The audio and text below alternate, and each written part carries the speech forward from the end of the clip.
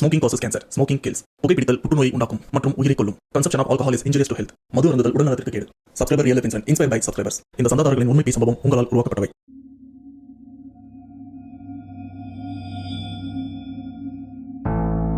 இந்த இடத்துல 4-5 நண்பர்கள் ஒன்னா சேர்ந்து அவங்க ஊருக்குள்ள விளையாடிட்டும் இருக்காங்க. பட் எல்லாருமே சின்ன பசங்க கிடையாது, பெரிய பசங்க தான். அப்படி ஜாலியா இவங்க ஊருக்குள்ளேயே ஊரை சுத்திட்டு விளையாடிட்டு இருக்கும் போது ஒரு நைட்டு நேரத்துல இவங்க பர்டிகுலராக ஒரு இடத்துல ஃபன் பண்ணிட்டும் இருக்காங்க. அந்த இடத்துல இருந்து கொஞ்சம் தூரம் தள்ளி ஏதோ நெருப்பெறிகிற மாதிரி ஒரு விஷயத்தையும் பார்க்குறாங்க. டேய், என்னடா அந்த இடத்துல ஏதோ நெருப்பெறிகிற மாதிரி இருக்குது அப்படின்னு ஃப்ரெண்ட்ஸ் எல்லாம் அந்த இடத்த பார்க்க நல்லா உத்து பார்க்கும்போது தான் தெரியுது கண்டிப்பாக அது மாந்திரிகம் சம்மந்தப்பட்ட விஷயமா இருக்கும் அப்படின்னு நண்பர்களுக்கும் புரிஞ்சிருது. கொஞ்சம் கிட்ட போயிட்டும் பார்க்குறாங்க. உண்மையிலே அந்த இடத்துல மாந்திரிகம் சம்மந்தப்பட்ட விஷயம் தான் பண்ணிட்டும் இருக்காங்க. நடுராத்திரியில் சொல்லப்போனால் இந்த பசங்க மட்டும்தான் அங்கே இருக்கிறவங்கள பார்த்துருக்காங்க. ஆனால் அங்கே இருக்கிற இந்த மாந்திரிகர்கள் யாருமே இந்த பசங்களையும் பார்க்கல.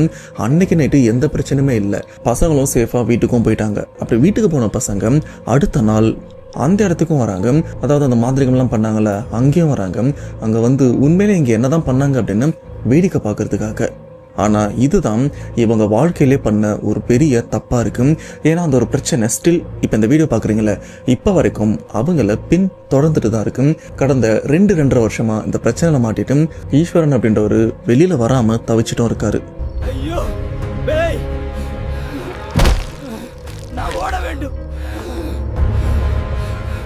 இதில் ஒரு விஷயத்த ஹைலைட் பண்ணி சொல்லணும்னா, இந்த ஒரு சம்பவம் கும்பகோணம் சரௌண்டிங்கில் இருக்கிற ஒரு கிராமத்தில் தான் நடந்திருக்கு. ஆனால் ஈஸ்வரனோட ஃபேமிலியில் இருக்கிற எல்லாருமே நீ இதுக்கப்புறம் ஊர்லேயே இருக்க வேண்டாம், நீ கடல் கடந்து ஏதாச்சும் நாட்டுக்கு போயிரு அப்படின்னு துபாய்க்கும் அனுப்பிட்டு இருக்காங்க. இப்போ அங்கே தான் வேலை பார்த்துட்டு இருக்காரு. எப்போ தான் சொந்த வீட்டுக்கு போவோம் அப்படின்னு ரொம்பவே ஃபீல் பண்ணிட்டு இருக்காரு.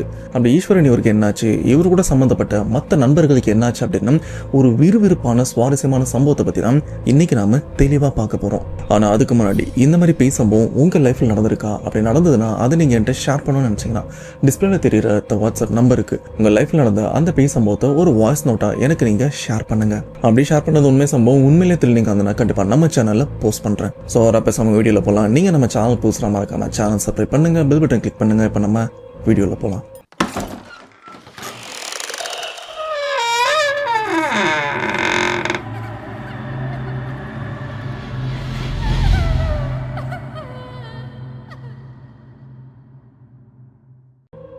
அந்த வீடியோக்குள்ள போறதுக்கு முன்னாடி நிறைய பேர் ஒரு வித குழப்பத்திலையும் இருப்பீங்க. ப்ரோ, இதுக்கு முன்னாடி ஒரு சவ வீட்டில் ஒரு உண்மை சம்பவம் நடந்தது, அதோட பார்ட் 2 எங்கயா அப்படின்னு கேட்பீங்க. பட் அந்த பார்ட் 2 நான் இப்போ போட மாட்டேன். ரீசன் என்ன தெரியுமா? அந்த வீடியோ ஒழுங்காகவே வியூஸ் போல உங்களை நம்பி தான் ஒரு இன்சிடென்ட்டாக பார்த்து செலக்ட் பண்ணி நான் போஸ்ட் பண்ணுறேன். ஒரு சில இன்சிடென்ட் பெருசாக தான் இருக்குது, அது 2 பார்ட்டாக போட்டால் தான் நல்லாயிருக்கும். அந்த மாதிரி தான் அந்த ஒரு சம்பவமும் போஸ்ட் பண்ணேன். பட் வியூஸே சரியாக போகல. உங்களுக்கு செகண்ட் பார்ட் வேணும்னா அந்த ஒரு இன்சிடென்ட்டை உங்கள் ஃப்ரெண்ட்ஸ் அண்ட் ஃபேமிலிக்கு ஷேர் பண்ணி ஓரளவுக்கு வியூஸ் கொண்டு வாங்க, கண்டிப்பாக போஸ்ட் பண்றேன். இந்த உண்மை சம்பவத்தை நம்ம ஷேர் பண்ண சப்ஸ்கிரைபர், இவரோட நேம் ஈஸ்வரன். இவர் கும்பகோணம்ல இருக்கிற ஒரு பர்டிகுலர் கிராமத்தை சேர்ந்தவர். அந்த கிராமம் காவேரி ஆத்த ஒட்டி தான் இருக்கு. பட் ஊரோட பேரை சொல்ல வேண்டாம் அப்படின்னு சொல்லியிருக்காரு. அண்ட் இந்த பேய் சம்பவம் ஈஸ்வரன் இவருக்கும் இவருடைய நண்பர்கள் இவங்க எல்லாருமே ஒரே ஏரியாவை சேர்ந்தவங்க தான். சொல்ல போனா எல்லாருமே பெரிய பசங்க தான். ஈஸ்வரன் இவரும் இந்த சம்பவத்துக்கு முன்னாடியும் துபாயில தான் வேலை பார்த்துட்டு இருந்தாரு. லீவுக்காக சொந்த ஊருக்கும் வந்திருக்காரு. சொந்த ஊருக்கு வந்ததுக்கு அப்புறம் நண்பர்களை பாக்குறது, வெளியில சுத்துறது அப்படின்னு கண்டிப்பா அந்த மாதிரி விஷயம்லாம் இருக்கும். அப்படிதான் அன்னைக்கு ஒரு நாள் ஈஸ்வரன் அவங்க நண்பர்கள் எல்லாருமே காவேரி ஆத்தங்கர ஓரமா ஒன்று கூடுறாங்க. காலையில இருந்து நல்லா சுத்திட்டும் இருக்காங்க. கொஞ்சம் டைம் ஒதுக்கிட்டு நைட்டு மீட் பண்ணலாம் அப்படின்னு அந்த மது அருந்துறதுக்காக நைட்டும் எல்லாருமே காவேரி ஆத்துக்கிட்டையும் வராங்க.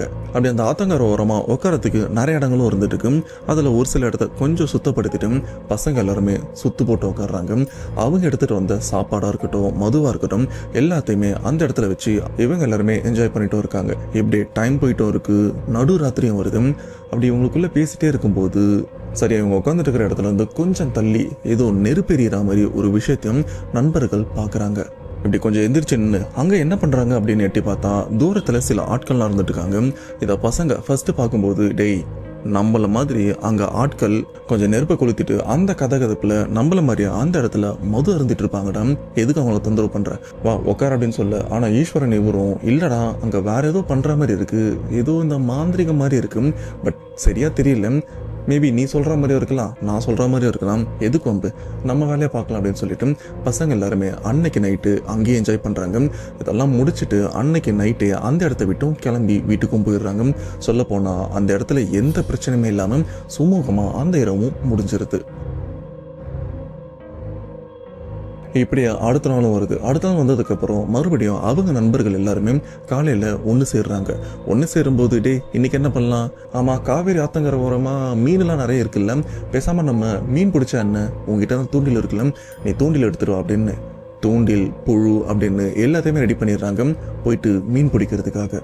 அதுவும் எங்கே போகிறாங்கன்னா நேற்று நைட்டு எந்த இடத்துல உட்காந்து மது அருந்தினாங்களோ அதே இடத்துக்கு தான் போகிறாங்க. அப்படி அந்த இடத்துக்கு போனதுக்கப்புறம் தான் பசங்களுக்கும் ஞாபகம் வருது, டேய் நேற்று நைட்டு அந்த இடத்துல நெருப்பெல்லாம் கொளுத்தி ஏதோ பண்ணாங்கல்ல, வா அவங்க போய் பார்க்கலாம் அப்படின்னு.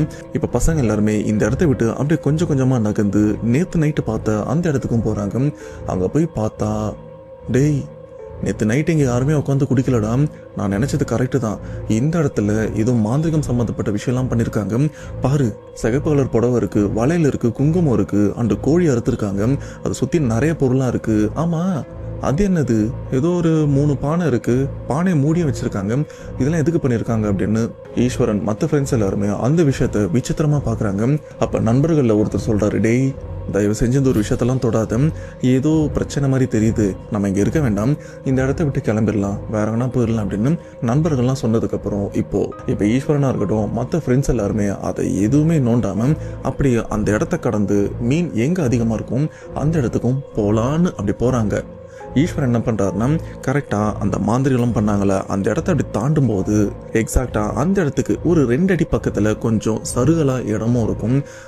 அந்த மாந்திரிகம் சம்மந்தப்பட்ட இடத்த தாண்டும் போது கால் வழிக்கு இருக்கா இல்லை ஸ்லிப்பாக இருக்கா என்னன்னு தெரில, நிலை தடுமாறி அப்படியே அந்த மாந்திரிகம்லாம் பண்ணாங்களே அந்த இடத்து மேலேயும் விழுந்துடுறாரு. விழுந்தவர் அப்படியே உருண்டு போயிட்டு அந்த சருவலான பாதை இருக்குல்ல அதுலேயும் உருளும் போது அந்த சருவலான பாதைக்கு பக்கத்திலேயே தான் அந்த 3 பானையும் அடுக்கியும் வச்சிருக்காங்க. அந்த சமயம் ஈஸ்வரனும் கீழே விழும்போது எதையாச்சும் பிடிச்சிடலாம் அப்படின்னு பிடிக்க முயற்சி பண்ணியிருக்காரு. ஆனால் இதில் சோகம் என்னன்னா இவர் கையில் அந்த பானை தான் மாட்டியிருக்கு, அந்த பானையும் தட்டி விட்டுருக்காரு. ஈஸ்வரன் இவரும் உருள்றாரு, அந்த பானையும் இவருக்கு பின்னாடியே உருண்டு வந்துட்டு இருக்கு. இப்போ ஈஸ்வரனும் கரையோரமாக உருண்டு அப்படி அந்த இடத்துல நின்றுறாரு. இவருக்கு பின்னாடி அந்த பானையும் உருண்டு வந்து சரியா இவருடைய முகத்துக்கு பக்கத்தில் கீழே டம்முன்னு விழுந்து உடஞ்சிருது. அப்படி உடஞ்சதுக்கப்புறம் அதில் இருக்கிற சாம்பல் இவர் மூஞ்சிலும் தெளிக்குது. இது மட்டும் இல்லாமல் அந்த பானையில் இவ்வளோ பெரிய மாட்டு இறைச்சி மாதிரி ஏதோ ஒரு இறைச்சி ஒன்று இருக்கு, அந்த இறைச்சியும் இவர் பக்கத்துலையும் விழுந்திருக்கு. இது மட்டும் இல்லாமல் அது கூடவே சில தகடுகள் எலும்புகள் எல்லாமே இவர் முகத்துக்கு பக்கத்தில் தான் வந்து விழுது. விழுந்ததுக்கப்புறம் ஈஸ்வரன் ஒரு பெரிய அதிர்ச்சிக்குள்ளாகிறாரு. இதை மற்ற நண்பர்களும் பார்க்குறாங்க, பார்த்து சிரிக்கிறாங்க. ஏன்னா அவங்களுக்கு இது ஒரு விளையாட்டாக தான் இருக்குது. ஆனால் ஈஸ்வரன் இவரும் பயத்தில் எந்திரிச்சு முகத்தெல்லாம் தட்டுறாரு, அந்த சாம்பல் உடம்புலையும் பட்டிருக்கு. இது மட்டும் இல்லாமல் அதில் மாமிசம் இருந்தது பார்த்தீங்களா, மாட்டு இறைச்சி என்னன்னு தெரியல, அதில் ஒரு பகுதி இவர் மேலேயும் பட்டிருக்கு. இது கூடவே அதில் முடியும் இருந்திருக்கு, எல்லாமே மேலேயும் விழுந்திருக்கு, முகத்து பக்கத்துலையும் விழுந்திருக்கு.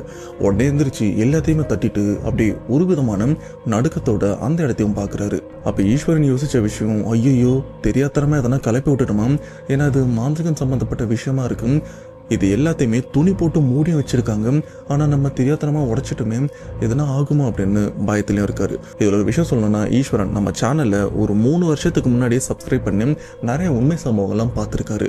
நம்மளும் தொடர்ச்சியாக இந்த மாந்திரிகம் சம்மந்தப்பட்ட நிறைய சம்பவங்களை போஸ்ட் பண்ணியிருக்கோம்ல, அது எல்லாத்தையுமே பார்த்துருக்காரு. பார்த்ததுக்கப்புறம் ஈஸ்வரனுக்கு இன்னும் பயம் அதிகரிக்குது. ஏன்னா ஒரு சில சம்பவத்தில் பாதிக்கப்பட்டவங்க தெரிஞ்சோ தெரியாமலும் அந்த மாந்திரிகம் சம்மந்தப்பட்ட விஷயத்த வந்து தொல்லை பண்ணியிருப்பாங்க, கலைச்சி விட்டுருப்பாங்க, அதனால் அவங்க படாத பாடுபட்டிருப்பாங்க. அதே மாதிரி நமக்கு ஏதாச்சும் ஆகுமா அப்படின்னு இவருடைய இதய துடிப்பெல்லாம் கொஞ்சம் கொஞ்சமாக அதிகரிக்கவும் ஆரம்பிக்குது. இது ஆரம்பத்தில் நண்பர்கள் எல்லாருமே கொஞ்சம் விளையாட்டாக தான் பார்த்துருக்காங்க. அதுக்கப்புறம் இவன் ஏதோ பயப்படுற மாதிரி இருக்கான், சரி அப்படியே பேச்சை மாற்றும் அப்படின்னு பேச்சை கொடுத்து அவரை கொஞ்சம் பழைய நிலைமைக்கு கொண்டு வர முயற்சி பண்ணுறாங்க. ஆனால் என்னதான் பழைய நிலைமைக்கு கொண்டு வந்தாலும் இங்கே நடந்த இந்த ஒரு விஷயம், இந்த அதிர்ச்சி அவர் மனசை விட்டும் போகல, கொஞ்சம் பயத்தோடு தான் இருக்காரு. இப்போ ஈஸ்வரனும் இந்த இடத்துல அந்த சிரிச்சு பேசி பசங்க கூட ஜாலியாக இருக்கிற அந்த நிலைமையை தாண்டிட்டாரு. கொஞ்சம் சோகமாக தான் இருக்காரு. ஏதோ தப்பு நடக்க போகுதுன்னு மட்டும் புரியுது. இதனால் இவர் என்ன பண்ணுறாருனா, இல்லைடா நான் வீட்டுக்கு கிளம்புறேன் அப்படின்னு ஒரு போட்டிருந்த சட்டையை அந்த இடத்துல கழட்டி அதை அப்படியே காவேரி ஆத்தங்கரை ஓரமாக போட்டுறாரு. ஏன்னா அதில் தானே அந்த மாமிசம் அந்த எலும்பும் மற்ற விஷயம்லாம் பட்டிருக்கு. ஸோ போட்டுட்டு வந்த பேண்ட்டோட அங்கேருந்து அப்படியே வீட்டுக்கும் போறாரு. வீட்டுக்கு போயிட்டு முதல் வேலையாக குளிச்சுட்டு சாமி கும்பிட்டுட்டு வீட்டில் தான் இருக்காரு. இப்படியே இரவும் வருது. இரவு நல்லா சாப்பிட்றாரு. சாப்பிட்டதுக்கப்புறம் அவங்க வீட்டு வாசலில் தான் அன்னைக்கும் படுக்கிறாரு. ஏன்னா அவங்க வீடு ரொம்பவே பெருசு தான். ஆனால் அது கொஞ்சம் பழங்காலத்து வீடு. வீட்டில் கொஞ்சம் அந்த ரெனோவேஷன் வேலைலாம் போயிட்டும் இருக்கு. அதனால அன்னைக்கு வீட்டு வாசலையும் படுத்துட்டு இருக்க கூட தம்பியும் படுத்திருக்காரு. ஆனா ஈஸ்வரனுக்கு தூக்கமும் வரல. ஏன்னா அந்த கரை ஓரமா நடந்த அந்த ஒரு சம்பவம் தான் மைண்ட்ல ஓடிட்டும் இருக்கு. தம்பி பக்கத்துல கேம் விளையாடிட்டும் இருக்காரு. கேம் விளையாடினவர் அப்படியே தூங்கிட்டாரு. இப்ப ஈஸ்வரன் இவரும் தூங்க முயற்சி பண்ணும்போது கீழே படுத்திருக்கிற இடத்துல இருந்து அப்படி இவங்க வீட்டு மாடியும் பார்க்கலாம். அப்போ இவங்க வீட்டு மாடியில யாரோ ஒருத்தவங்க நிக்கிற மாதிரி இருக்கு. ஆனா அந்த உருவம் சரியாலாம் தெரியல. ஆனா அந்த உருவத்துல கண்ணு மட்டும் ஓரளவுக்கும் தெரியுது. யார் இது, யாரும் மேலே இருக்கிற மாதிரி இருக்கு அப்படின்னு இவரும் படுத்தபடி பார்த்துட்டு இருக்காரு. சரி தம்பி முழிச்சிருக்கானா அப்படின்னு தம்பி எட்டி பார்க்குறாரு. அவர் நல்லா தூங்கிட்டும் இருக்காரு. என்னடா அது, இவன் வேற தூங்கிட்டான், இப்போ நம்ம மட்டும் தனியாக முழிச்சிட்டு இருக்குமே, மேலே வேற யாரோ பார்க்குற மாதிரி இருக்கும், யார் அது அப்படின்னு ரெண்டாவது தடவையா நல்லா ஒத்து பார்க்கும்போது தான் வீட்டு மாடியில் ஒரு உருவமும் இருக்கு. அந்த உருவத்தோட கண்ணு மூடி திறக்கிறத பார்த்து ஈஸ்வரன் கொஞ்சம் பயந்துடுறாரு. அப்போ இது ஏதோ பூனையாக இருக்குமா அப்படின்னு யோசிச்சாரு. ஆனால் பூனை என்ன இவ்வளோ பெருசாக இருக்குமா அப்படின்னு கொஞ்சம் சந்தேகமும் வருது. அந்த இரவு இன்னைக்கு ஏதோ பிரச்சனை நடக்க போகுதுன்னு மட்டும் புரியுது. ஏன்னா காலையிலேருந்து எதுவுமே சரியில்லை அப்படின்னு ஏதோ உள்ளுணர்வும் சொல்லிட்டு இருக்கு. சரி நமக்கு தூக்கமாக வரல, மேலே பார்த்தா கண்டதெல்லாம் யோசிக்க தோணுது, இதை மைண்ட் சேஞ்ச் பண்ணோன்னா நாம் பாக்டீரியா இவனில் போஸ்ட் பண்ண இன்சிடென்ட் ஏதாச்சும் பார்க்கலாம் அப்படின்னு அவரும் நம்ம சேனலில் போஸ்ட் பண்ண சில இன்சிடென்ட் எல்லாம் கேட்டுட்டும் இருக்காரு. அந்த இரவு ஹெட்செட்டை போட்டு கேட்டுகிட்டே இருக்க கொஞ்ச நேரத்தில் அதுவே இன்னும் பயத்தை கொடுக்குது. என்னடா இது, நம்ம மைண்டை சேஞ்ச் பண்ணி தூங்கலான்னு பார்த்தா இது இன்னும் பயமாக இருக்கும், தூக்கம் வராது போல இருக்கு, சரி எடுத்து வச்சிடலாம் அப்படின்னு மொபைல் எல்லாம் ஆஃப் பண்ணி ஓரமாக வச்சிடறாரு. அப்படியே கண்ணை மூடி தூங்க முயற்சி பண்ணுறாரு. இவர் படுத்துட்டு இருக்கிறது ஒரு இரும்பு கட்டில். நம்ம வீட்டிலலாம் ஒரு பச்சை கலரில் இரும்பு கட்டில் இருக்கும் பார்த்தீங்களா, முன்பக்கமும் பின்பக்கமும் அந்த இரும்பு வளையம் வச்சு சப்போர்ட்டுக்கு இருக்கும்ல, அதில் சப்போர்ட்டுக்கு 2 கம்பியை வெல்டும் பண்ணியிருப்பாங்க. இப்போ அந்த கட்டிலில் தான் ஈஸ்வரனும் படுத்துட்டு இருக்க. இவர் கொஞ்சம் ஹைட்டுன்றதுனால அந்த 2 கம்பிக்கு நடுவில் இப்போ கம்பி இருக்குன்னா இந்த பக்கம் ஒரு காலு இந்த பக்கம் ஒரு கால் அப்படின்னு 2 காலை வெளியில விட்டு தான் படுத்துட்டு இருக்காரு. கண்ணை மூடி தூக்கத்தை வர வைக்க முயற்சி பண்ணும்போது ஏதோ ஒரு விஷயம் இவரை தூங்க விடாம தொந்தரவு பண்ணிட்டு இருக்கு. அதே மாரி தூங்க முயற்சி பண்ண இவர் கால் பக்கத்துல யாரோ நடந்து வர சத்தமும் கேட்குது. ஆனா கண்ணை திறந்துலாம் பார்க்கல. எதுக்கு வம்பு அப்படின்ற மாதிரி தான் கண்ணை மூடிட்டும் இருக்காரு. அப்போ ஈஸ்வரன் இவரு கால்கிட்ட ஏதோ நடந்து வந்ததுல சரியா கால்கிட்ட வந்ததுக்கு அப்புறம் அப்படியே அந்த சத்தம் அடங்கிருது. அந்த சமயம் அந்த இடத்துல காத்தும் அடிக்குது. அந்த காத்து ரொம்பவே மென்மையா தான் இருக்கு. ஆனா அந்த சமயம் அந்த காத்தே இவரை கொஞ்சம் பயமுறுத்திருக்கு. என்னடா காத்தே ஒரு மாதிரி விசித்திரமா அடிக்குது அப்படின்னு யோசிச்சுட்டு இருக்கிற அந்த ஒரு நேரத்துல இப்ப ஈஸ்வரன் 2 கம்பிக்கு நடுவில் காலை விட்டுருந்தார்ல, அந்த காலை பிடிச்சி யாரோ வேகமாக இழுத்துருக்காங்க. அப்படி இழுத்ததில் நடுவில் இருக்கிற கம்பி ஈஸ்வரன் இவருடைய உடல்ல படாத இடத்துல பட்டு பயத்தில் கத்தி எந்திரிச்சிருக்காரு. எந்திரிச்சு பார்த்தா இவருக்கு முன்னாடி யாருமே இல்லை. ஆனால் இவர் கால் 2மே வெளியில் தொங்கிட்டும் இருக்கு. இப்படி ஈஸ்வரன் கத்தி எந்திரிச்சதுக்கு அப்புறம் பக்கத்துல படுத்துட்டு இருந்த அவருடைய தம்பியும் பயத்துல எந்திரிச்சு பாக்குறாரு. எந்திரிச்சு பார்த்தா ஈஸ்வரன் வலியிலும் துடிச்சிட்டு இருக்க இந்த சத்தம் வீட்டுல படுத்துட்டு இருந்த அம்மாக்கும் சரி பாட்டிக்கும் சரி கேட்டிருக்கு. பாட்டி அம்மா 2 பேரும் எந்திரிச்சு வெளியிலே வராங்க. டே என்னாச்சுரா, என்ன பிரச்சனை அப்படின்னு கேட்க, ஆனா ஈஸ்வரனால இந்த ஒரு விஷயத்த சொல்ல முடியல. எங்க நம்ம இந்த இடத்துக்கு போயிட்டு இந்த மாதிரி தெரியாதரமா பானையை உடைச்சிட்டோம், அதுல இருந்து ஏதோ தப்பா நடக்குதுன்னு சொன்னா கண்டிப்பா இதுக்கப்புறம் இவரு நைட் டைமோ பகல் டைமோ வெளியிலே அனுப்ப மாட்டாங்க அப்படின்றதுனால இவரு அந்த சமயம் அந்த ஒரு விஷயத்த பத்தி மூச்சு கூட விடல. அப்போ ஈஸ்வரன் அம்மா என்ன பண்றாங்கன்னா இவர் குடிக்கிறதுக்காக தண்ணி எடுத்துட்டு வராங்க. அப்படி தண்ணி எடுத்துட்டு வந்து ஈஸ்வரனுக்கு கொடுக்கும்போது ஈஸ்வரனும் எதிர்ச்சியா அவருடைய பாட்டியும் பார்க்குறாங்க. பாட்டி முகத்தை பார்க்கும்போது பாட்டியோட முகம் அப்படின்னு கொஞ்சம் மூச்சு வாங்கின மாதிரி இருக்கு. இதை பார்த்த ஈஸ்வரன் இவருக்கும் கண்ணு கலங்குது, ஒரு மாதிரி பயப்படுறாரு. ஆனா சேஃபா ஃபீல் பண்றாரு. எது பயப்படுறாரு, அதே சமயம் சேஃபா ஃபீல் பண்றாரா? என்னப்பா சொல்ற, புரியலன்னு கேட்டீங்கன்னா, பாட்டி அவங்க உடம்புல சாமி வந்திருக்கு. ஆனா சாமி வந்து அந்த இடத்துல ஆடல, எந்த ஒரு பேச்சுமே பேசல. சொல்ல போனா பாட்டி இவங்களுக்கு சாமி வரத்துக்கு உண்டான அந்த முன் அறிகுறி மட்டும்தான் இருந்திருக்கு. அந்த ஒரு விஷயம் பாட்டியோட பார்வை ஈஸ்வரனை பார்த்து பேசுது. எங்கடா போன, என்ன பிரச்சனை இழுத்துட்டு வந்த அப்படின்னு சொல்லாம சொல்லியிருக்காங்க. இந்த ஒரு விஷயம் ஈஸ்வரனுக்கு ரொம்பவே தெளிவா புரிஞ்சு கண்ணெல்லாம் கலங்குது. இதை பார்த்த ஈஸ்வரனோட அம்மா, டே ஏன்டா அழற, என்னாச்சு அப்படின்னு கேட்க, ஆனா மூச்சு கூட விட முடியாத அளவுக்கு இவரும் பயந்துருக்காரு. இப்படி ஒரு பயந்துட்டு இருக்கும்போதே பாட்டி வாய் திறந்து கேட்டுடுறாங்க, டேய் எங்கடா போன, என்னத்தடா வலிச்சிட்டு வந்த அப்படின்னு பாட்டி சாமி வந்தும் கத்த. அப்பதான் அவங்க அம்மாவுக்கும் புரியுது இது ஏதோ பிரச்சனை, இவனா தானா கத்தல, இது கெட்ட கனவும் கிடையாது, ஏதோ சம்திங் ஆயிருக்குன்னு மட்டும் அவங்க அம்மாவுக்கும் புரியுது. ஆனா ஈஸ்வரனும் அதை பத்தி எதுவுமே பேசல. பாட்டி என்ன பண்றாங்கன்னா வீட்டுக்குள்ள போயிட்டு திருநெல்லாம் எடுத்துட்டு வந்து அவரு எண்ணத்திலையும் வச்சு விடுறாங்க. இதுக்கப்புறம் பாட்டியும் கொஞ்சம் சரியாயிடுறாங்க. அம்மா வீட்டுக்குள்ள போயிட்டு எண்ணெய் எடுத்துட்டு வந்து இவருடைய அடி வயிற்றுலையும் தேய்ச்சி விடுறாங்க. ஏன்னா அவருக்கு படாத இடத்துல பட்டு வலி அதிகமா இருக்குல்ல, எண்ணெய் கொஞ்சம் தேய்ச்சி விட்டா சரியாயிரும் அப்படின்னு எண்ணெயும் கொடுத்துருக்காங்க. இப்ப ஈஸ்வரன் அதே கட்டில தான் படுத்திருக்காரு. எண்ணெய் தேய்ச்சிட்டு அப்படியே படுத்துட்டும் இருக்காரு. நீங்க கேட்கலாம், எப்பா ஏதோ ஒன்று காலை பிடிச்சி எடுத்துகிட்டு போயிருக்கு, இவர் வீட்டுக்குள்ளே போய் தூங்கலாம்ல அப்படின்னு கேட்டிங்கன்னா, நான் முன்னாடியே சொன்னேன் வீட்டில் கொஞ்சம் வேலைப்பாடுகள்லாம் நடந்துட்டு இருக்கு, வசதியும் இருக்காது, காத்தோட்டமோ அந்த சமயம் இருக்காது, அதனால தான் வீட்டுக்கு வெளியிலையும் படுத்துட்டு இருக்காரு. சரி, மறுபடியும் பக்கத்தில் தம்பி கொஞ்ச நேரத்துக்கு தூங்காம தான் இருக்காரு. இதை ஈஸ்வரனும் பார்த்து அப்படியே கண்ணை மூடி தூங்க முயற்சி பண்ணுறாரு. ஏன்னா அவன் தூங்குறதுக்கு முன்னாடி நம்ம தூங்கிட்டா எதுவும் தெரியாதுல்ல அப்படின்னு. அப்படி கண்ணை மூடி தூங்க முயற்சி பண்ணிட்டு இருக்கும்போது தூக்கமும் வரல, டைமும் பார்க்குறாரு, மணி நடுராத்திரி 2:30 ஆகுது. அந்த சமயம் ஓரளவுக்கு தூக்கம் வந்துருச்சு. அப்படி அந்த தூக்கத்துக்குள்ளேயும் போறாரு. அந்த சமயம் இவருடைய கால் பகுதியை யாரோ சுரண்டுறாங்க. ஆரம்பத்தில் இருந்த ஒரு விஷயம், இது கண்டிப்பா என் தம்பி தான் பண்ணணும், அவனுக்கு தூக்கம் வரல அப்படின்னு என்ன நோண்டிட்டு இருக்கான் போல இருக்கு, இவனுக்கு இதே வேலையா போச்சு அப்படின்னு காலை கொஞ்சம் உதறி இருக்காரு. அப்படி காலை உதறினதுக்கு அப்புறம் அந்த சுரண்டுற விஷயம் அப்படியே அடங்கி இருக்கு. ஆனா மறுபடியும் காலை நீட்டி படுத்துட்டு இருக்கும்போது மறுபடியும் அந்த உள்ளங்காலை யாரோ சுரண்டுறாங்க. யார் அது சுரண்டா அப்படின்னு அப்படி பொறுமையா ஒரு கண்ணை மட்டும் அப்படியே தூக்க கழகத்தோட திறந்து பார்த்தா தம்பி பக்கத்துல படுத்துட்டு இருக்காரு. இவன் எங்க படுத்துட்டு இருக்கானா, அப்போ அங்க யாரு பண்றா? ஏன்னா அப்ப வரைக்கும் அந்த கால் சுரண்டுற விஷயம் நடந்துட்டு இருக்கும். எட்டி பார்த்தா கால் கிட்ட ஏதோ ஒரு உருவமா உட்காந்துட்டு இருக்கு. ஒரு மாதிரி சைக்கோ இல்ல பேய் மாதிரி மென்மையா சிரிச்சுக்கிட்டே இவருடைய காலை சுரண்டிட்டும் இருக்கு. இப்படி யோசிச்சுட்டு இருக்கிற அந்த செகண்டே கால் கிட்ட உட்காந்துருக்கிற அந்த உருவம் இவர் மூஞ்சு கிட்ட படுத்துட்டு இருக்காருல முகத்துக்கிட்ட வந்து அந்த இடத்துல என்ன தொந்தரவு பண்ணிட்டு நீ மட்டும் இங்க நிம்மதியா தூங்குறிய அப்படின்னு எந்த ஒரு வார்த்தையும் சொல்ல. இந்த ஒரு வார்த்தையை சொன்னதுக்கு அப்புறம் ஈஸ்வரனும் அலறி அடிச்சு கத்தி இந்த இடத்த விட்டு கட்டில விட்டு எந்திரிச்சிருக்காரு. கட்டிலுக்கு இந்த பக்கம் சின்ன தம்பி படுத்திருக்காரு, கட்டிலுக்கு இந்த பக்கம் பெரிய தம்பியும் படுத்திருக்காரு. ஈஸ்வரன் இந்த பக்கம் இறங்கி அவர் தம்பியோட காலையும் மெரிச்சிட்டு இருக்காரு. மெரிச்சதுல அவருக்கு மைன்யூட்டா எலும்பு உடஞ்சிருக்கு, கட்டு போடுற அளவுக்கு மெரிச்சிட்டு இருக்காரு. பயத்துல தான் அலறி அடிச்சுட்டு அந்த இடத்த விட்டு வீட்டுக்கு வெளியிலயும் ஓடிட்டு இருக்காரு. பயங்கரமா கத்திருக்காரு. இந்த சத்தத்தை கேட்டு வீட்டில் இருக்கிறவங்க வெளில வந்திருக்காங்க. அக்கம் பக்கத்தில் இருக்கிற எல்லாருமே இவன் எதுக்கு இப்படி கத்துறான் அப்படின்னு வெளியில வந்து பார்த்துருக்காங்க. அப்போ அக்கம் பக்கத்தில் இருக்கிற ஊர்க்காரங்கெல்லாம் இந்த பையன் எங்கேயோ போயிட்டு எதையோ வலிச்சுட்டு வந்திருக்கிறான் அப்படின்னு பரபரப்பாக பேசவும் ஆரம்பிக்கிறாங்க. ஈஸ்வரோட அம்மாவும் பாட்டியும் என்ன பண்ணுறாங்கன்னா, ஏதோ பிரச்சனை இருக்குது, இன்னைக்கு நைட் நம்ம வீட்டில் இருக்க வேண்டாம், பக்கத்தில் அம்மன் கோவில் இருக்குல்ல நம்ம அங்கே போயிடலாம் அப்படின்னு அன்னைக்கு நைட்டு பாதிக்கப்பட்ட ஈஸ்வரனை அங்கேருந்து கோவிலுக்கும் கூப்பிட்டு போயிடுறாங்க. அன்னைக்கு நைட்டு ஃபுல்லாக கோவிலில் தான் தங்கம் வச்சுருக்காங்க. இப்படியே பொழுது விடியுது. பொழுது விடியும் போது ஈஸ்வரனோட பாட்டி உடம்புல அடிக்கடி சாமி வந்துட்டு போவாங்கல்ல, அவங்க என்ன பண்ணுறாங்கன்னா கோவிலில் கொஞ்சம் மந்திரிச்ச தண்ணி அதில் முழு எலுமிச்சை பழத்தை போட்டு ஈஸ்வரனுக்கும் கொடுக்குறாங்க. ஈஸ்வரனும் அந்த தண்ணியை மட்டும் குடிக்கிறாரு, எலுமிச்சை பழத்தை எடுத்துக்கிறாரு.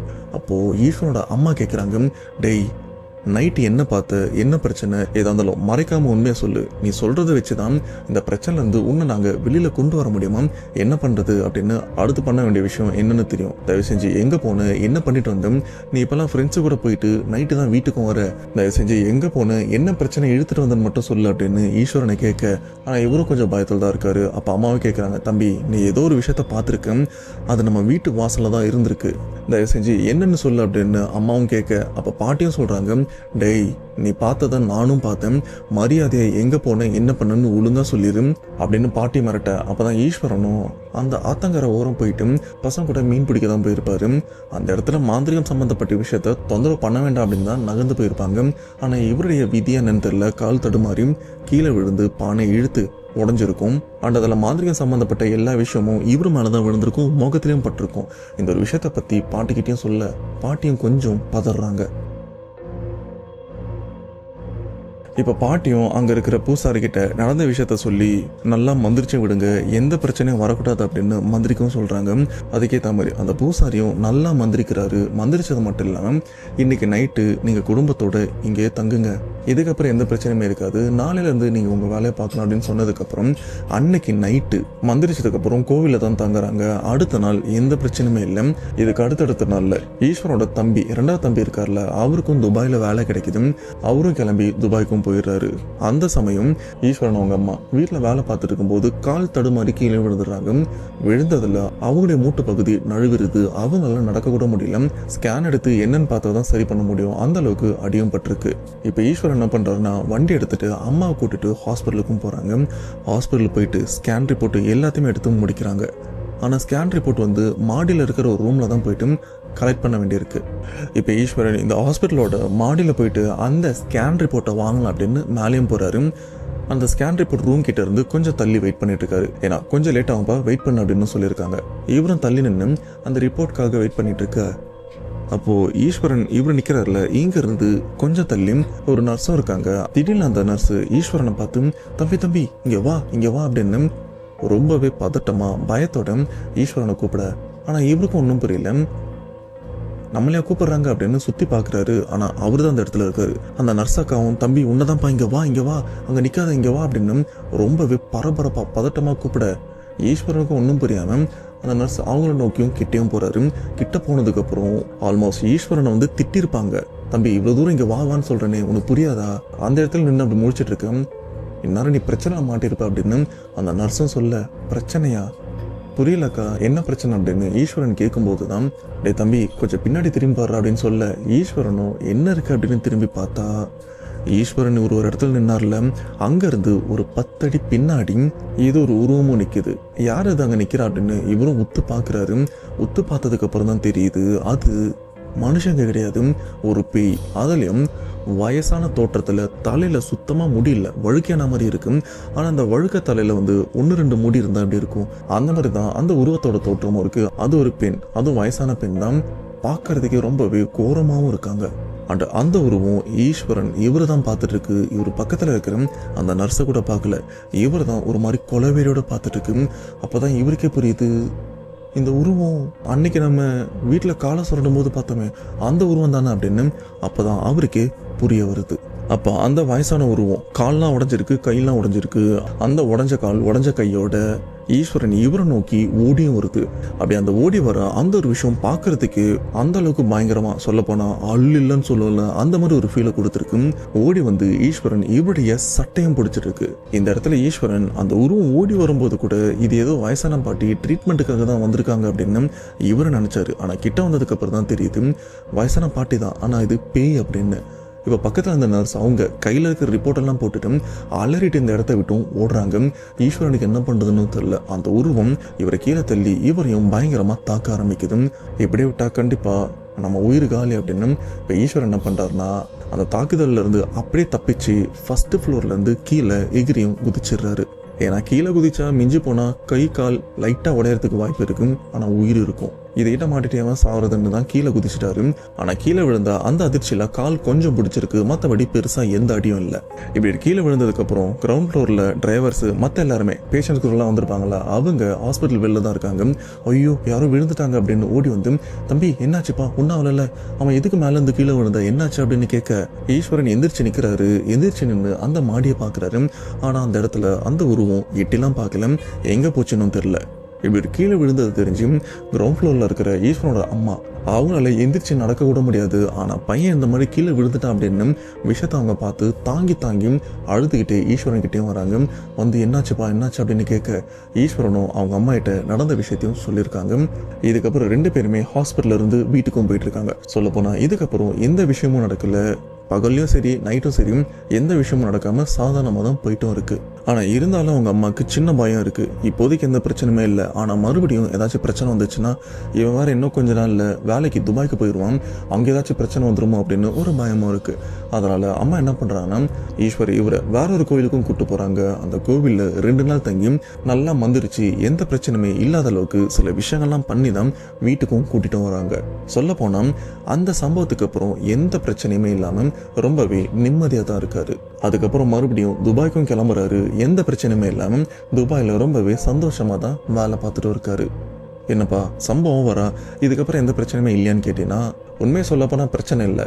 ஆனால் இந்த கிராமத்தில் ஒரு வார்த்தை சொல்லுவாங்கள்ல, உன் சுழி சும்மாவே இருக்காதா அப்படின்னு, அந்த விஷயம் தான் இப்போ நடக்க போகுது. ஏன்னா ஈஸ்வரன் துபாய்க்கு போயிட்டு அடுத்த 2 வருஷம் வரைக்கும் சொந்த ஊர் பக்கமும் வரல. 2 வருஷத்துக்கு அப்புறம் மறுபடியும் சொந்த ஊருக்கும் வராரு. அப்படி வந்து தெரிஞ்சோ தெரியாமலும் ஒரு விஷயத்தையும் பண்ணிடுறாரு. ஏன்னா அதுவே முடிஞ்சு போன இவருடைய பேய் சம்பவத்தை கமா போட்டு அடுத்து நடக்க வேண்டிய விஷயங்களை நடத்தியிருக்கு. இப்படி ஈஸ்வரன் துபாயில இருந்து வந்துட்டு இருக்காரு. ஏர்போர்ட்டுக்கு வந்ததுக்கு அப்புறம் அங்க இருந்து இவங்க நண்பர்கள் தான் கார்ல சொந்த ஊருக்கும் கூட்டிட்டு வராங்க. அது சொந்த ஊருக்கு வரும்போது அந்த காவேரி ஆத்தங்கரை ஓரமா வந்துட்டு இருக்கும்போது, டேய் வண்டி நிறுத்து அப்படின்னு ஈஸ்வரனும் சொல்ல, என்னராச்சு என்ன அப்படின்னு கேட்க, டேய் என்னடா மறந்துட்டியா, 2 வருஷத்துக்கு முன்னாடி எனக்கு இந்த இடத்துல தானே சம்பவம் நடந்தது, வா சும்மா அந்த இடத்த போய் பார்த்துட்டு வரலாம் அப்படின்னு. அப்படியே நடந்து 2 வருஷத்துக்கு முன்னாடி அந்த மாந்திரிகம் பண்ண இடம் பானையெல்லாம் உடைச்சிருப்பாங்கல்ல, அந்த இடத்தையும் போய் பார்க்குறாங்க. பார்த்து இந்த இடத்துல தாண்டா அதெல்லாம் நடந்தது, 2 வருஷத்துக்கு முன்னாடி எவ்வளோ கஷ்டப்பட்டேன்னு தெரியுமா, இப்போ என்னால் அந்த உருவத்தை மறக்க முடியல அப்படின்னு அந்த மாந்திரிகம் பண்ணாங்களே அந்த இடத்துல இந்த ஒரு விஷயத்த பேசிட்டும் இருக்காங்க. அப்போ அப்படியே சுற்றி பார்க்க கொஞ்சம் பக்கத்தில் ஆடு மேய்க்கிற ஒரு பெண்ணும் இருக்காங்க. அவங்க ஈஸ்வரனை பார்த்து, வந்துட்டியா நீ, கடைசியாக வந்து சேர வேண்டிய இடத்துக்கு வந்து சேர்ந்துட்ட அப்படின்னு இது உள்குத்தி வச்சு சொல்ல, இது ஈஸ்வரனும் பார்க்குறாரு. யார் இவங்களுக்கு நம்மளுக்கு தெரியுமா அப்படின்னு அப்படி விசித்திரமா அவங்களையும் பார்க்குறாரு. அக்கா என்ன உங்களுக்கு தெரியுமா அப்படின்னு ஈஸ்வரனும் அவங்கள பார்த்து கேட்க, அவங்களும் ஈஸ்வரனை பார்த்து அப்படின்னு ஏதோ சங்கதி இருக்கு அப்படின்ற மாதிரியும் அவங்களும் அந்த ஒரு ஆக்ஷனோட அந்த இடத்த விட்டும் போகிறாங்க. ஈஸ்வரனுக்கு மறுபடியும் பயம் வருது. என்னடா இது, கரெக்டாக இந்த இடத்துல வச்சு இந்த மாதிரி விஷயத்த பேசுகிறாங்களே, மறுபடியும் வந்துட்டியா நீ அப்படின்னு, அப்படின்னா எனக்காக ஏதாச்சும் காத்துட்ருக்கா அப்படின்னு இப்போ தான் ஈஸ்வரனுக்கும் பொறி தட்டுது.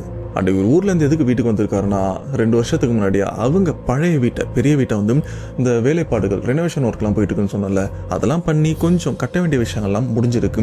இப்போ மறுபடியும் பால் காய்ச்சுறாங்க. பால் காய்ச்சறதுக்கு முன்னாடி அந்த வீட்டில் தங்கக்கூடாதுல்ல, அதனால எல்லாருமே அன்னைக்கு வீட்டு வாசலில் தான் தூங்குறாங்க. ஈஸ்வரன் அவங்க அப்பா அம்மா எல்லாருமே வீட்டு வாசலில் படுத்துட்டு இருக்க அதே நடுராத்திரி. ஆனால் இப்போ ஈஸ்வரனுக்கு பயம் இல்லை, ஏன்னா கூட எல்லாருமே படுத்துட்டு இருக்காங்களே. நல்லா படுத்துட்டு இருக்கும்போது ஏதோ ஒரு தொந்தரவு இவரையும் எழுப்புது, தூங்காத அப்படின்னு. இவரும் தூக்கத்திலேருந்து எந்திரிச்சு இவங்க வீட்டு வாசலை பார்க்குறாரு. அங்கே ஒரு பில்லரும் இருக்கு. அந்த பில்லருக்கு பக்கத்தில் ஒரு உருவமும் இருக்கு. அந்த உருவம் ஈஸ்வரனை பார்த்து, வந்துட்டியா நீ, உனக்காக தான் இவ்வளோ நாளாக நான் காத்துட்டு இருந்தேன் அப்படின்னு வெளிப்படையாகவே சொல்லுது. அந்த உருவம் வேறு எதுவுமே இல்லை, அந்த வயசான உருவம் தான். கை கால் உடஞ்சி, வாயில் பல்லும் இல்லை, தலையில் முடி சுத்தமாக இல்லாமல் 1-2 முடி மட்டும் இருக்கு. அண்ட் பார்க்குறதுக்கு பயம் தர கோலத்தில் அந்த உருவம் ஈஸ்வரனை பார்த்து, கடைசியாக வந்துட்டு இல்லை அப்படின்னு அந்த ஆடு மேய்க்கிற அம்மா ஒருத்தவங்க சொல்லியிருப்பாங்களே, அதே வார்த்தையை இப்போ இந்த பேயும் இவரை பார்த்து சொல்லுது. அப்படின்னா இவ்வளோ நாளாக சைலண்டாக ஈஸ்வரனுக்காக தான் அந்த பேயும் காத்துட்டு இருந்திருக்கு. இப்படி கோரமான முகத்தோட அந்த உருவம் ஈஸ்வரனை பார்த்து இந்த ஒரு விஷயத்த சொல்ல, மறுபடியும் இவர் எந்திரிச்சு பயங்கரமா கத்துறாரு. இப்ப இவருக்கு பக்கத்துல அப்பா தான் கீழே படுத்துட்டு இருக்காரு. அவருடைய காலை இதுக்கு முன்னாடி தம்பியோட காலை மிதிச்சிருப்பார்ல, அதே மாதிரி அப்பாவோட காலையும் மிதிச்சிருக்காரு. ஆனா அப்பா எந்திரிக்கல. அதுக்கு காரணம் அவரு ஃபுல்லா குடிச்சிட்டு படுத்துட்டு இருக்காரு. சொல்ல போனா அப்பாவும் ஃபாரின்ல இருந்து அந்த சமயம் தான் வந்திருக்காரு வீடு கிரக பிரவேசத்துக்காக. இப்ப ஈஸ்வரனும் அலறி அடிச்சுட்டு வீட்டை விட்டு வெளியே ஓடிட்டாரு. எங்க ஓடி இருக்காருன்னா, ஃபர்ஸ்ட் டைம் அந்த உருவத்தை பார்த்து அலறி அடிச்சு ஓடும்போது வீட்டுல அம்மா பாட்டி இவங்க பக்கத்துல இருக்கிற ஒரு அம்மன் கோயிலுக்கு கூட்டு போயிருப்பாங்களே, இப்ப அந்த அம்மன் கோவில் வாசல்ல தான் உட்காந்து அழுதுட்டும் இருக்காரு. இப்படி விடிய ஈஸ்வரன் அந்த கோவிலில் தான் இருக்காரு. வீட்டில் அம்மா பாட்டி இவங்க யாருக்குமே தெரியாது இவர் ஓடினது. ஏன்னா எல்லாருமே டயர்ல தான் தூங்கிட்டு வந்திருக்காங்க. ஆனால் பொழுது விடிஞ்சதுக்கு அப்புறம் ஈஸ்வரனும் அந்த கோவிலிருந்து கிளம்பி வீட்டுக்கு வந்துட்டாரு. ஏன்னா அன்னைக்கு வீட்டு கிரக பிரவேசம் விஷயமும் இருக்குல்ல, அது எல்லாமே வீட்டில் பண்ணிட்டு இருக்க. பொதுவாக புது வீட்டுக்கு போகிறதா இருந்தால் பசுமாடு கூடவே கண்ணுக்குட்டியை அந்த வீட்டுக்கும் கொண்டுட்டு வருவாங்க. அதே மாதிரி தான் இவங்களும் பசுமாடை அந்த வீட்டுக்குள்ளே கூட்டிட்டு வரலான்னு முயற்சி பண்ணுறாங்க. ஆனால் அந்த மாடு வீட்டு வாசல் வந்துடுது. ஆனால் வீட்டுக்குள்ளே போகணும்னு பார்த்தா பயங்கரமாக மறலுது. அதுக்கு சாப்பிட எதனா கொடுக்குறாங்க, சாப்பிடவும் மாட்டேங்குது. வற்புறுத்தி ஏதோ கொடுத்ததுக்கு அப்புறம் கொஞ்சமா சாப்பிடுது. ஓகே சாப்பிட்டுருச்சு, வீட்டுக்குள்ள வரும் அப்படின்னு பார்த்தா வீட்டுக்குள்ளவும் வரல.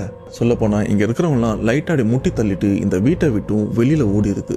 இதை பார்த்து ஈஸ்வரன் அவங்க அம்மா என்ன நினைக்கிறாங்கன்னா, ஒருவேளை மாட்டுக்கு உடம்பு சரியில்லையோ அதனால தான் இந்த மாதிரி சீரிட்டு ஓடுது, மற்றபடி எதுவும் இல்லை அப்படின்னு எல்லாருமே வீட்டுக்குள்ளேயும் வராங்க. பால்லாம் காய்ச்சி அந்த புதுமனை புகு விழா நல்லபடியா நடக்குது. இப்படியே அந்த இரவும் வருது. வீட்டுக்குள்ள சொந்தக்காரங்க அப்படின்னு நிறைய பேரும் ஊர்ல இருந்து வந்திருக்காங்க. இவருடைய அத்தை மாமா சித்தி சித்தப்பா அப்படின்னு எல்லாருமே அந்த வீட்டுடைய ஹாலில் படுத்துட்டு இருக்காங்க. நடுராத்திரி எல்லாருமே நல்லா தூங்கிட்டு இருக்கும்போது அந்த வீட்டுக்கு வெளியில இல்லை, வீட்டுக்குள்ள ஏதோ ஒரு கிழவி அழற சத்தமும் கேட்குது. வயசானவங்க அழுதா அவங்களுடைய குரல் கொஞ்சம் நடுங்குற மாதிரியும் இருக்கும். அந்த குரலோட தான் அந்த வீட்டுக்குள்ள கோரமா ஏதோ ஒரு கிழவி அழுதுட்டும் இருக்கு. இல்ல, பேய் கிழவி. இப்ப வீட்டுல இருக்கிற எல்லாருக்குமே இந்த குரலும் கேட்குது. எல்லாருமே லைட்டை போடாம இந்த குரல் எங்கிருந்து கேட்குது அப்படின்னு கொஞ்சம் உத்து கவனிக்கிறாங்க.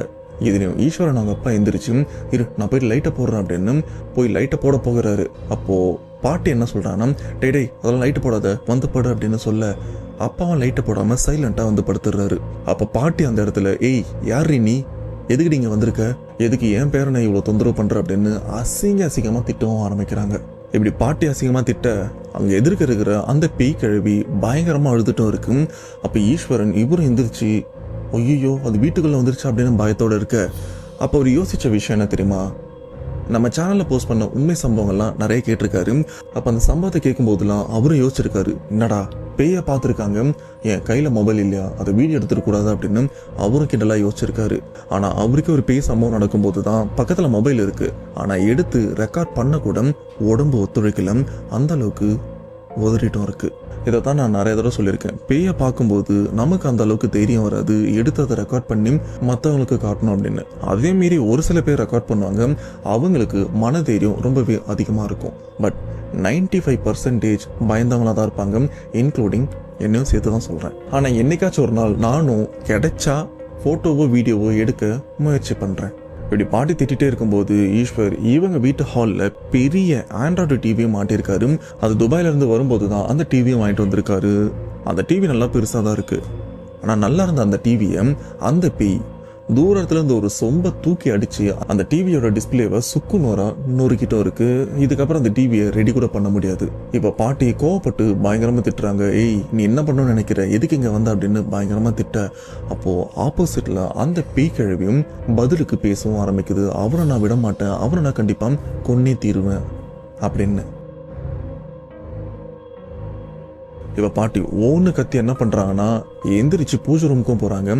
அங்க திருநீரு குங்குமம் இது எல்லாத்தையுமே ஒன்று கலந்து அதை ஒரு கைப்பிடி மாதிரி எடுத்துட்டு வந்து இங்க ஈஸ்வரன் உட்காந்துருக்காருல அவருடைய முகத்துல அப்படியே சட்டார்னு அடிக்கிறாங்க. அடிச்சது மட்டும் இல்லாம அந்த குங்குமம் விபூதி கலந்ததை அந்த வீடு ஃபுல்லா அங்க இங்கன்னு தெளிக்கவும் ஆரம்பிக்கிறாங்க. இதுல ஈஸ்வரன் அந்த விபூதி குங்குமம் மூஞ்சில பட்ட அடுத்த செகண்டே மயங்கி அப்படியே படுத்துட்டு இருக்காரு. அப்படி படுத்தவர் அடுத்த நாள் மதியம் 12 மணிக்கு தான் முடிச்சிருக்காரு. ஈஸ்வரனும் எதிர்த்து போயிட்டு குளிக்கிறாரு. அப்படியே குளிச்சுட்டு வெளியிலயும் வராரு. வெளியில வந்ததுக்கு அப்புறம் முதல் வேலையா பாட்டி அம்மா அப்பா என்ன பண்றாங்கன்னா, பிரச்சனை ஏதோ பெருசா இருக்கு, இப்படியே விடக்கூடாது அப்படின்னு ஈஸ்வரனை பாட்டி அவங்களுக்கு தெரிஞ்ச ஒரு மாந்திரிகர்கிட்டையும் கூட்டிட்டும் போறாங்க. அங்க கூட்டிட்டு போயிட்டு நடந்த விஷயத்த சொன்னா ஈஸ்வரன் இவங்க குடும்பமே அதிர்ந்து போகுது.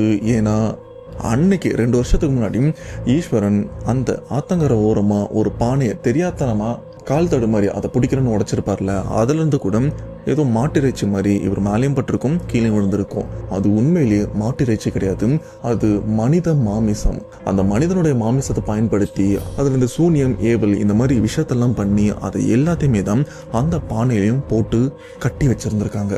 சொல்லப்போனால் இந்த பானைக்குள்ள இருக்கிற இந்த ஏவல் இந்த பேய் கிழவி இருக்கு பார்த்தீங்கன்னா, இதுக்கு முன்னாடி ஏதோ ஒரு குடும்பத்தை தொந்தரவு பண்ணிட்டு இருக்கு.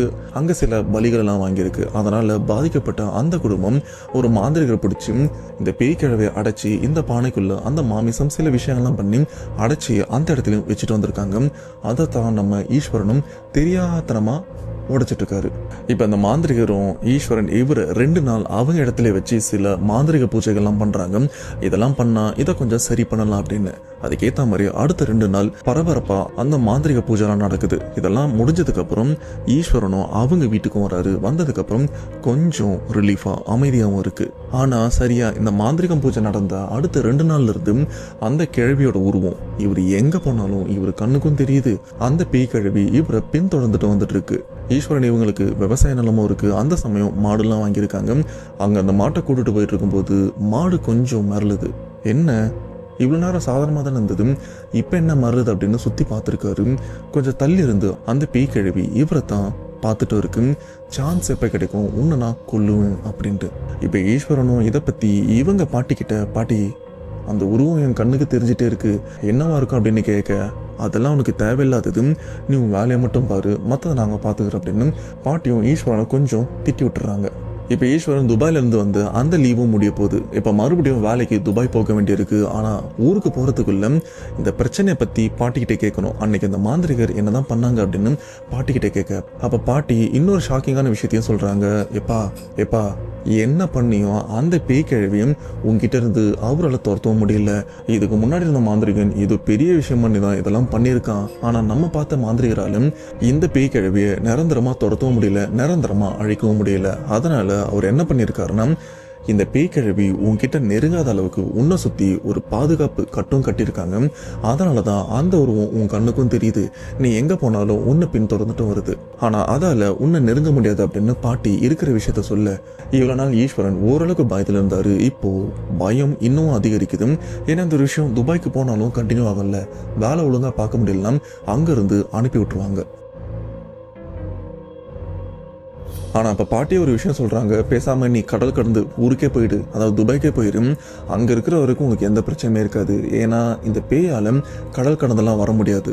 அங்கே இருக்கிற வரைக்கும் நீ பாதுகாப்பாக இருப்ப அப்படின்னு பாட்டி சொல்ல, இதே விஷயத்தை பற்றி தான் நம்ம நிறைய உண்மை சம்பவங்களையும் சொல்லியிருந்தோம். பேய்களால் மோஸ்ட்டாக கடல் கடந்து வர முடியாது அப்படின்னு. ஆனால் 1-2 சம்பவத்தில் மட்டும் அந்த மாதிரி விஷயம்லாம் நடந்திருக்கும். ஆனால் இவர் சம்பவத்தில் கடல் கடந்தெல்லாம் அந்த பேய் எதுவுமே வரல. இந்த ஒரு விஷயத்த நம்ம சேனலில் போஸ்ட் பண்ண வீடியோ பார்த்து இவருக்கும் புரிஞ்சிருக்கு. ஓகே, கடல் கடந்ததால் வர முடியாது, ஆனால் எப்போ இருந்தாலும் நம்ம ஊருக்கு வர வேண்டியிருக்குமே, அப்போ என்ன பண்ணுறது அப்படின்னு பாட்டிக்கிட்டையும் கேட்க, பாட்டியும் சொல்லிடுறாங்க, என்ன பண்ணாலும் அது இங்கே தான் பாருக்கும். நீ துபாயில் இருக்கிற வரைக்கும் உனக்கு எந்த பிரச்சனையுமே இல்லை. ஆனால் லீவுக்கு நீ நம்ம ஊருக்கு வந்தனா கண்டிப்பாக இது உன் கண்ணுக்கு தெரியும். ஆனால் கவலைப்படாத, அது உன்னை நெருங்காது அப்படின்னு பாட்டியும் சொல்லிடுறாங்க. இப்போ ஈஸ்வரனுக்கு துபாய்க்கு போகிறதுக்கு 1 வாரம் தான் டைமும் இருக்குது. சரி, அதை சரி பண்ண முடியுமா அப்படின்னு யோசிச்சுட்டே இருக்க, அப்போது கேரளாவில் இவருடைய ஃப்ரெண்டு ஒருத்தர் இருக்காரு. அவங்க ஃபேமிலியும் இதே மாதிரி பேயால் பாதிக்கப்பட்டிருக்காங்க. அங்கே இருக்கிற மாந்திரிக தாந்திரிகள்லாம் வச்சு இந்த பிரச்சனையை சரி பண்ணியிருக்காங்க. எனக்கு அந்த மாந்திரிகரோட நம்பர் மட்டும் வாங்கி கொடுங்க, நான் அந்த பிரச்சனைலேருந்து வெளியில் வரணும் அப்படின்னு ஈஸ்வரன் கேரளாவில் இருக்கிற நண்பர்கிட்ட பேச, அவங்களும் கேரளாவில் இருக்கிற தாந்திரிகரோட நம்பரையும் வாங்கி கொடுத்துருக்காங்க. அது ஒரு பெண். அண்ட் அவங்களும் ஈஸ்வரன்கிட்டையும் பேசுகிறாங்க. ஈஸ்வரனும் எல்லா விஷயத்தையும் அந்த பெண் தாந்திரிகர்கிட்ட சொல்ல, இப்போ ஈஸ்வரனோட ஜாதகம் மற்ற விஷயங்கள் எல்லாத்தையுமே கேட்டு ஒரு விஷயத்தை மட்டும் கணிக்கிறாங்க. தம்பி, நீ பெரிய பிரச்சனையில் இருக்கப்பா, இந்த பிரச்சனையை அவ்வளோ சுலபமாக சரி பண்ண முடியாது. சொல்லப்போனால் இது வாழ்வா சாவான்ற லெவலுக்கு நீ ஒரு பெரிய பிரச்சனை மாட்டிட்டு இருக்க அப்படின்னு ஒரு பெரிய குண்டா தூக்கி நடுத்தலையில் நச்சுன்னு போட்டுறாங்க. அந்த பிரச்சனையை அவ்வளோ சுலபமாக சரி பண்ண முடியாது அப்படின்னு சொல்லிடுறாங்க. இதுக்கப்புறம் ஈஸ்வரனும் அந்த ஒரு வாரம் வீட்டில் பயத்தோடு தான் இருக்காரு. ஏன்னா அந்த உருவம் வீட்டுக்குள்ளேயும் வந்துருச்சு. ஈஸ்வரன் இவர் குளிக்க பாத்ரூம் கதவு திறந்தா பாத்ரூமில் இருக்குது, பெட்ரூமில் தூங்க போகலான்னு பார்த்தா பெட்ரூம்லேயும் இருக்குது, வெளியில் எங்கெல்லாம் போகலான்னு பார்த்தா இவருக்கு முன்னாடி வந்து நிற்குது. இந்த மாதிரி எங்கே போனாலும் நிம்மதியே இல்லாமல் இருக்க, இல்லை நம்ம ஊருக்கு போகிறதுக்குள்ளே அதை சரி பண்ணணும் அப்படின்னு மறுபடியும் கேரளாவில் இருக்கிற அந்த தாந்திரிகர் அந்த பெண்கிட்டையும் ஃபோன் பண்ணி விஷயத்தையும் சொல்லிடுறாங்க. தயவு செஞ்சு அதை சரி பண்ணி கொடுங்க. ஆனால் அவங்களும், தம்பி இது பெரிய பிரச்சனை, நான் முன்னாடியே சொல்லிடுறேன், இதுக்கு நிறைய செலவாகும் அப்படின்னு சொல்ல, எனக்கு பணம் பற்றி கவலை கிடையாது, பிரச்சனைலேருந்து வெளியில் வந்தால் போதும் அப்படின்னு ஈஸ்வரனும் எல்லா விஷயத்துக்கும் தயாராக இருக்காரு. இப்போ அந்த கேரளாவில் இருக்கிற தாந்திரிக பெண் அவங்கள கிளம்பி ஈஸ்வரன் வீட்டுக்கு வந்துடுறாங்க. அன்னைக்கு நைட்டு தான் இவங்க வீட்டில் அந்த தாந்திரிக பூஜை நடக்குது. ஈஸ்வரன் இவருடைய சட்டை பேண்டெல்லாம் கழட்டிட்டு வெறும் உள்ளாடையோட அந்த இடத்துல ஒரு கோலத்து மேலே உட்கார வைக்கிறாங்க. அந்த பெண் தாந்திரிகர் இருக்காங்களா, அவங்களுக்கு பக்கத்தில் ஈஸ்வரனோட பாட்டியும் உட்காந்துட்டு இருக்காங்க. இப்படி எல்லாருடைய முன்னிலையிலையும் அந்த பேய் ஓட்டுற விஷயங்கள்லாம் நடந்துட்டு இருக்க கிட்டத்தட்ட 2 மணி நேரம் வரைக்கும் மந்திர வார்த்தைகளை உச்சரிச்சுட்டும் இருக்காங்க. அப்போ ஈஸ்வரன் கிட்ட ஒரு வார்த்தையும் சொல்கிறாங்க, தம்பி இப்போ அந்த பேயை இந்த இடத்துல நாங்கள் வர வைக்க போகிறோம். அந்த சமயம் உன்னை சுற்றி ஒரு மந்திர கட்டு போட்டிருக்காங்களே, அதை நாங்கள் எடுக்க வேண்டியிருக்கும். ஏன்னா அதை எடுத்தால் மட்டும்தான் அதால் இந்த இடத்துக்கும் வர முடியும். அது இந்த இடத்துக்கு வந்தால் மட்டும்தான் எங்களால் அடுத்த முயற்சியை பண்ண முடியும். ஸோ தயாராக இரு, இப்போ உங்ககிட்ட இருக்கிற மந்திர கட்டை நாங்கள் உடைக்க போகிறோன்னு சொல்லி சில மந்திரங்கள்லாம் சொல்லி ஈஸ்வரன் அவரை சுற்றி இருக்கிற அந்த பாதுகாப்பு வளையத்தை உடைச்சிடுறாங்க. உடைச்ச அடுத்த ஒரு சில வினாடிகளில் அந்த பேய் கிழவி இங்கே வந்து ஈஸ்வரன் இவருடைய தலைமுடியை பிடிச்சி இவரையும் பயங்கரமாக தாக்க ஆரம்பிக்குது. இப்படி முடி பிடிச்சது மட்டும் இல்லாமல் பலார்னு கன்னத்தில் அடிச்சிருக்கு. அப்படி அடித்ததில் அதிர்ச்சியா ஈஸ்வரன் அந்த இடத்துல வாங்கிட்டு இருக்காரு. இந்த கேப்பில் அங்கே இருக்கிற தாந்திரிக பெண் என்னதான் பண்ணுறாங்க அப்படின்னு கேட்டிங்கன்னா, அவங்க அதுக்கு மாற்று மருந்து மாதிரி மாற்று மந்திரத்தை போட்டு அந்த பேயை அடக்கிறதுக்கு உண்டான விஷயங்களையும் பண்ணிட்டு இருக்காங்க. சொல்லப்போனால் ஈஸ்வரன் இவர் மயக்கத்தில் இருக்கார்ல, இந்த மயக்கத்தில் இருக்கும்போதே ஆல்மோஸ்ட் எல்லா விஷயத்தையுமே முடிச்சிட்டு இருக்காங்க. இப்படி அடுத்த நாளும் வருது. கிட்டத்தட்ட 2-3 நாள் அந்த தாந்திரிக பூஜையும் பண்ண வேண்டியிருக்கு. அடுத்த நாளும் பண்றாங்க.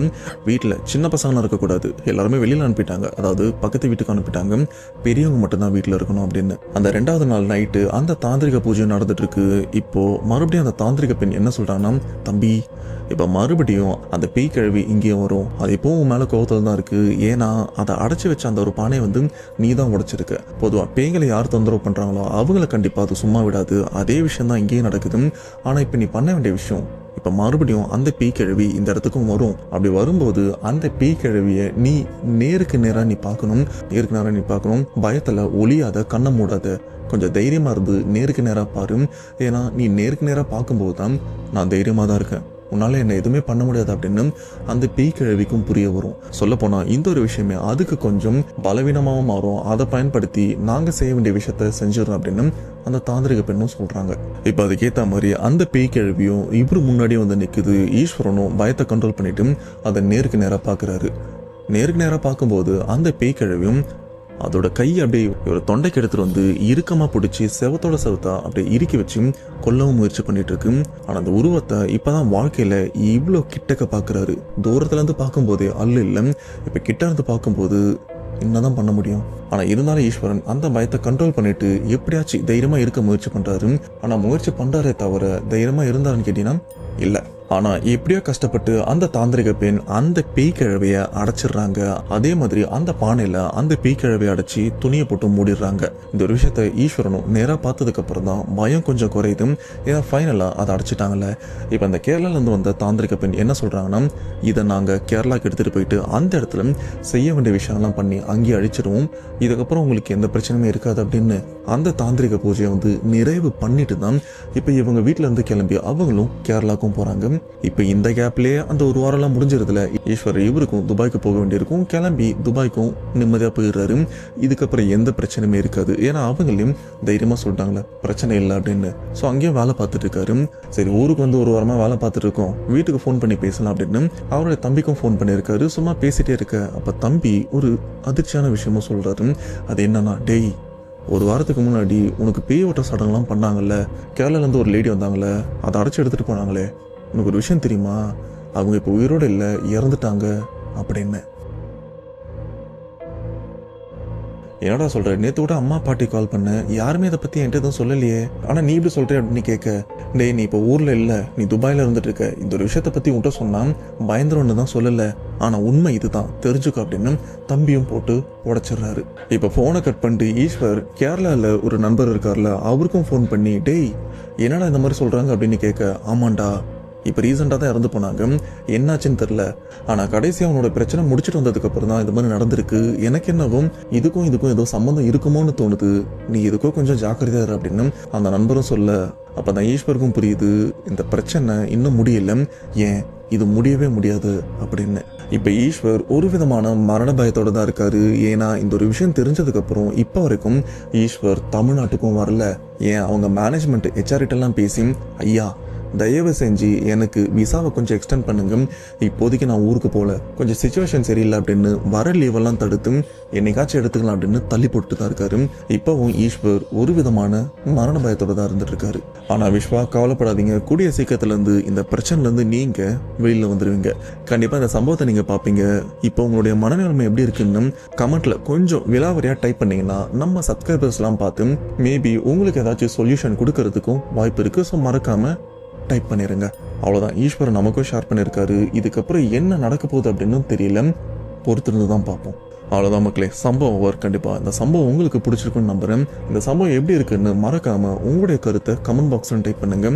ஏன்னா நீங்கள் பண்ணுற ஒவ்வொரு கமெண்ட்ஸும் எனக்கு ஒரு சூப்பர் பவர் மாதிரி கிடச்சி நல்ல நல்ல கண்டென்ட்டாக போஸ்ட் பண்ணுறதுக்கு ஒரு உத்வேகமாக இருக்கும். ஸோ தயவு செஞ்சு டைப் பண்ணியிருக்க, கூடவே லைக் பண்ணி இந்த சம்பவத்தை உங்கள் ஃப்ரெண்ட்ஸ் அண்ட் ஃபேமிலிக்கும் மறக்காமல் ஷேர் பண்ணிடுங்க. ஏன்னா உங்களை நம்பி தான் இந்த சம்பவத்தை நைட்டு 1 மணி 2 மணி அப்படின்னு நேரங்காலம் கூட பார்க்காம ஷூட் பண்ணிட்டு இருக்கேன். ஸோ கொஞ்சம் பார்த்து பண்ணிங்கன்னா நல்லாயிருக்கும். அப்படியே கீழே சப்ஸ்கிரைப் பட்டனும் இருக்கும், சப்ஸ்கிரைப் பண்ணிடுங்க. ஸோ நெக்ஸ்ட் இதே போல் ஒரு உண்மை சம்பவத்தோட கண்டிப்பாக உங்களை நான் மீட் பண்ணுறேன். அதுவரை உங்கள் மீது விடைபெறுவது உங்கள் நான். பாய்.